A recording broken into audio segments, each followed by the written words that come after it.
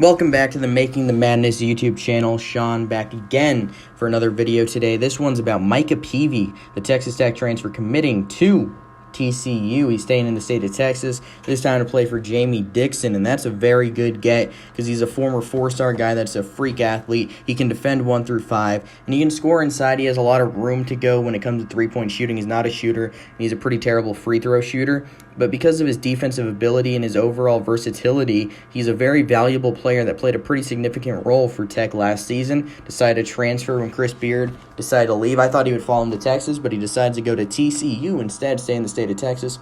And this is the 5th ad in the transfer portal this offseason for Jamie Dixon. He started with Maxwell Evans transferring in from Vanderbilt. Then he went to Xavier Cork, the post-transfer from West Carolina. Then the other 2 guards, Damian Baugh from Memphis, and then you got Shahada Wells transferring from UT Arlington, a really talented scoring guard who's just wired to score. And then now you had Micah Peavy. It's been a pretty successful offseason thus far for Jamie Dixon, and you return Mike Miles, who showed out to be a star guard last season despite being only a 3-star recruit. You lose RJ Nembhard. Kevin Samuels testing the waters. We'll see what he decides to do. And you return P.J. Fuller, you return Francisco Farabello. Those are 2 guys that come back.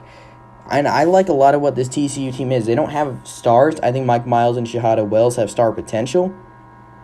Wells is going to be a senior this year as he was a JUCO guy. But Miles is only a sophomore. He's going to be a star next season. I think Maxwell Evans is a good piece off the bench. And I think that adding a guy like Damian Baugh, who has a ton of potential, already a great defender, but he has scoring potential in my eyes. Penny Hardaway, I think he had too many guards to use, and he just didn't know how to use them all together, which is certainly not an easy thing to do because you had Alex Lomax, you had Lester Quinones, you had Boogie Ellis, and you had Damian Baugh. You're just trying to play too many guys, and it didn't work out necessarily there. But when you look at the roster, they still have some pieces to add, I believe. They have Souleymane Doumbia, who's coming in from Navarro Community College. He's a 7-footer. He's going to be really good. You have Eddie Lampkin, who is 6'10", 290 pounds, backing up Kevin Samuel and Doumbia.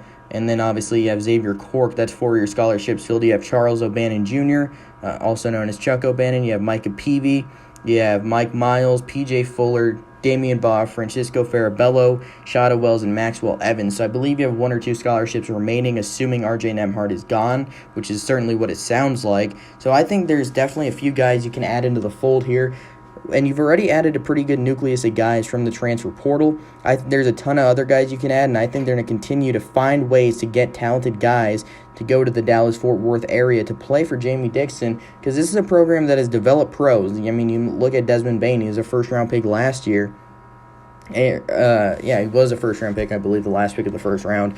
And that's a guy that was a 4-year guy. If you can develop 4-year guys into first-round picks, that's going to intrigue guys to want to go to your program, because there's 2 goals for every college athlete at the end of the day at college basketball. It's to play in the NCAA tournament, something that Desmond Bain did, and secondly, you want to make the NBA, which Desmond Bain has also done. So if Jamie Dixon can continue to churn out NBA players and start making NCAA tournaments again, Texas is a good place to live, and I think the Dallas-Fort Worth area is a place where a lot of players are going to want to play, and we see a big one here with Micah Peavy.